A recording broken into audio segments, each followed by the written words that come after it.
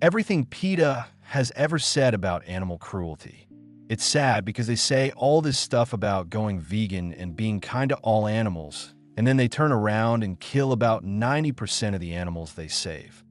I'm not a vegan, but I'm not for useless animal cruelty. I eat my steak and I drink my milk. But even I, supposedly one of the worst people to animals according to PETA, despise pet food brands that use fillers, and the cows my family raise on the farm for their meat are fed home farm hay and are allowed to graze all day. Our horses are well cared for. We buy high-quality dog food. We care for our cats and allow them to hunt vermin. We don't hate animals, and while I know lots of large farms care for their animals poorly, that doesn't make everybody who so much as nibbles a goddamn egg the scum of the earth, and the lying and toxicity in PETA, not to mention that glaring 90% statistic, is what really makes you a horrible person. No, I don't hate vegans. I hate vegans who are like PETA. I call this one of the moments I lost faith in people. I used to work at a hotel front desk. This particular one was mostly nice, quiet business people during the week and horrible partiers on the weekend, but we had a lovely elderly couple staying with us, Bob and Sue. They were getting their house worked on, so they stayed with us long term. Sue was feisty and hilarious. Bob had dementia, but was semi-functional.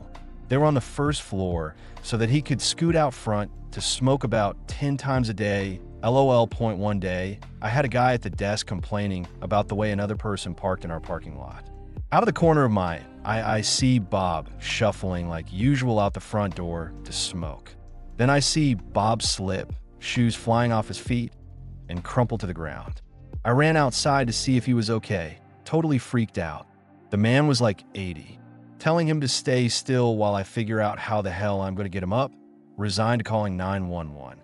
Desk guy follows us out. Does he ask if we need help? Is the old guy okay? Nope. He continues to complain about the parking, trying to point it out to me as we are standing over the body of a confused, bruised up old man. I told desk guy I did not care about the parking as we had an emergency. He kind of wandered away after that. Luckily, 2 other men saw us from a distance and offered to help. I had the bright idea of getting my rolling desk chair out there, and they put Bob in it and rolled him to his room, LOL. Sue was grateful but annoyed. Apparently Bob fell lots of places even when she told him to sit his A at down LOL, that I guess this could be a story about faith lost then restored in humanity. But I can never forget that man not giving a damn about an injured old man. My dad always tells me this story. My mom's parents always bragged about how they were going to be rich on some new scheme they were trying. Maybe it was a pyramid or real estate or small business. Whatever it was, it turned into this joke that they were always going to be rich next Tuesday. One afternoon, my mom was on the phone with them and they were pulling this crap again. Mom smiling and nodding while totally giving no shits. My dad is busting out the mail of the day when he finds 2 separate letters addressed to him and my mom from his mom. Opens them up and finds a $1,000 check to him from her, and my mom opens hers to find the same. $2,000 without a word. And my other grandparents have been bragging about their financial non-futures for decades. It went to show him that actually stepping up was much better than just saying you will. And yet this bastard does shit like promise to pay me back on a $1,000 loan with interest and then weasels out of it. Offers to cover my license plates for my car, which were $120, and then doesn't. Promises to pay me the cash for my shit we sold at the garage sale a week ago, had the cash and still hasn't. Tons and tons of shit. I reminded him of that story, and when I did was when he finally ponied up and co-signed, so I could finally afford a fucking car for the first time in my life. He clearly didn't learn from it beyond that.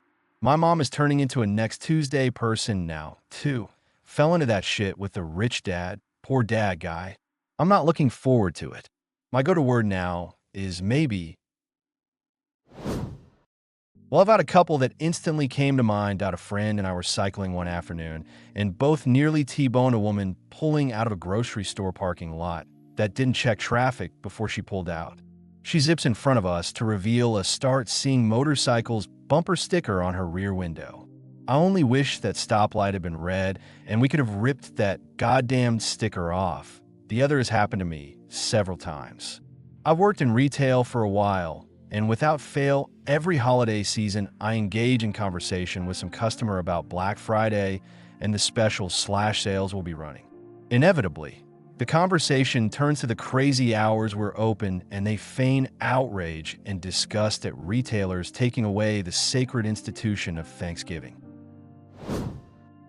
I was in a sorority in college, and we extended a bid to a girl who was very overweight. One of the girls in her pledge class did not like her at all and would relentlessly bully her on Facebook about her weight, even using her name. This was a big no-no, and our disciplinary committee sat down with her a few times. But the bully had some sort of personal vendetta against this girl and thought that all of her bullying was totally justified, even though it made the other girl feel like complete shit. Fast forward 3 years. Our chapter is no longer on campus, and many of us sisters have drifted apart. The bully recently posted a Facebook status about how she knows she's gained weight, but all the people who are fat shaming her and making her feel like shit are just terrible people who need to grow up and find better things to do with their lives than make mean comments about her body. And I'm not sorry to say this, but it made me so happy to see the bitch getting a taste of her own medicine. My friend, who was super friendly and everyone liked, knew this lady who collected clothing donations for food banks and no-profit organizations. She would constantly give my friend awesome clothes that were her size, and my friend constantly had new outfits to wear. This was in middle school, by the way. Since my family was struggling financially, I finally worked up the nerve to ask my friend if she received any clothes that did not fit her but would fit me, if she could maybe give them to me. She got angry and told me that I shouldn't be so selfish, that the clothing was for poor children and they were donated for them, and only them. I stood there with my mouth open for a while, but being shy didn't say anything.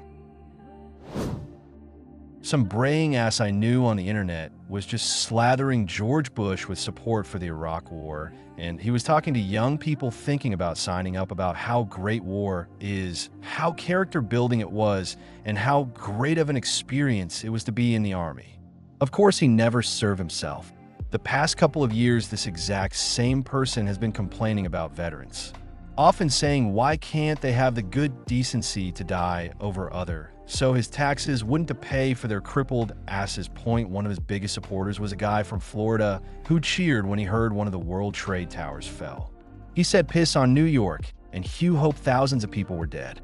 Then later, when it was revealed to be terrorists, all of a sudden, he became this grand fucking patriot calling to bomb the piss out of any sandy part of the world.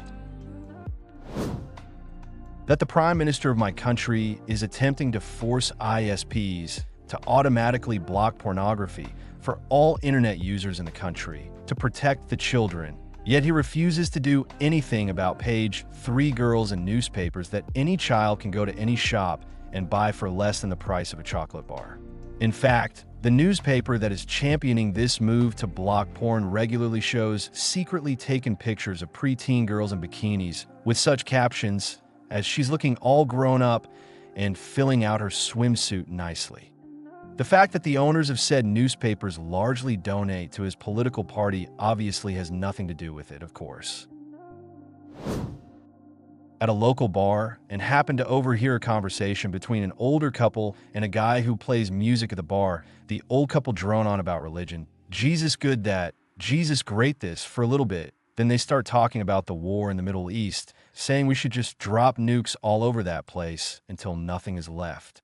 Me being the smart-ass atheist in a small southern town, I figure it would be a good time to chime in with the fact that there are many Christians that call the Middle East home as well. Would they be destroyed as well? What about children? Are they not all innocent in the eyes of God? Then let's not forget that your buddy Jesus would be completely against everything you said. They left. I have a nephew with a lifelong genetic condition which requires all sorts of medical specialists, medical equipment, special hospital visits, etc. When the ACA passed, I was sitting in an airport and saw the news on the monitors. I was so happy thinking about the difference it would make in my nephew's life, elimination of pre-existing condition exclusions, no lifetime limit, no annual limits.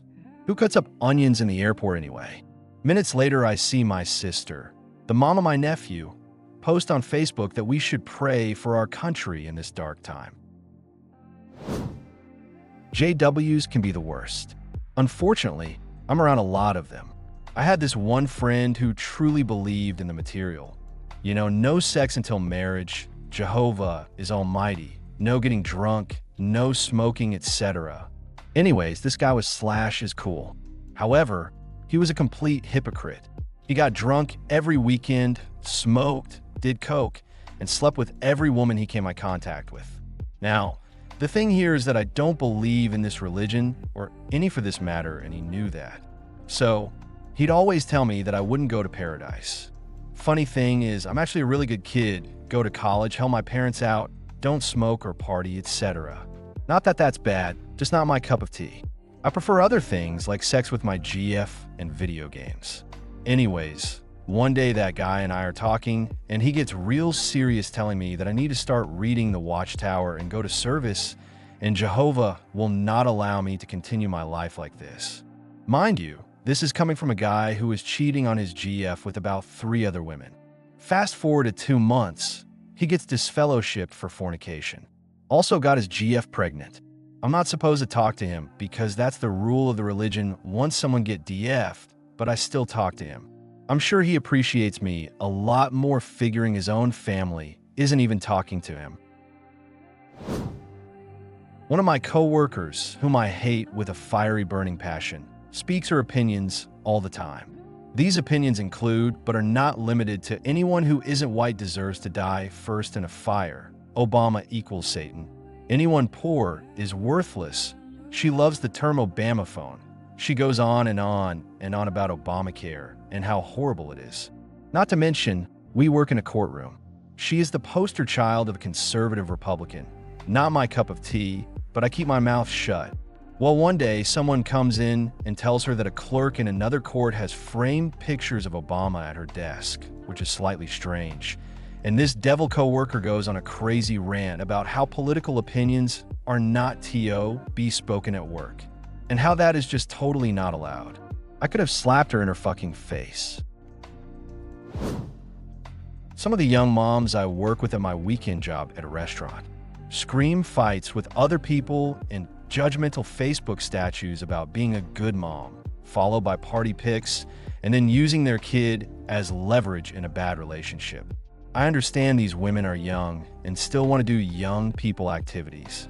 Yes, they're working 6 out of 7 days starting at 3 p.m., ending at 11 p.m., mostly to support themselves and a child and also go to school, etc. But then they're going out after work and sleeping in and dropping their babies off at their parents' houses. I think kids are great and people should have them if they want them, but seeing that type of behavior in the 6 years I have worked at this restaurant on and off just doesn't sit right with me. Clearly there are exceptions, but I think you get what I'm trying to say. I live in a very wealthy part of town, and I have a neighbor who moved in that absolutely hates poor people. When she moved in, I invited her family over to get to know her husband and 1 child. And the first thing she brings up is how she hates that the street 2 blocks over is mainly working class, even though they work at the local factory, are in fact very wealthy. The local poverty reduction network decided to buy the church that is directly across both of our houses and convert it into low-income housing. She went nuts, filed countless complaints to every organization in the city, and became very bitter about it. A few weeks later, she and her husband both lost their jobs and had to go on low-income housing to get by. They had to cancel their mortgage and got accepted into a housing program. And where is this housing program? It's across the street. She still hates poor people even though she is now on welfare and living below the poverty line.